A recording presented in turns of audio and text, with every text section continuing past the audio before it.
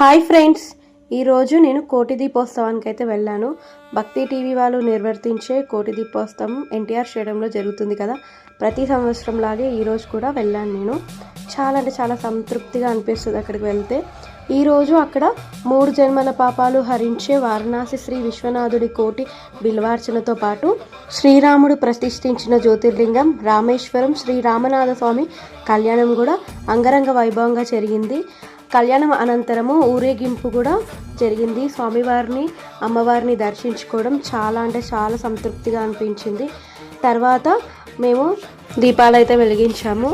దీపాలు వెలిగించిన తర్వాత హారతులన్నీ దర్శనం చేసుకున్నాము. నక్షత్ర హారతి చివరిలో ఇచ్చారు. చాలా చాలా అద్భుతంగా అనిపించింది.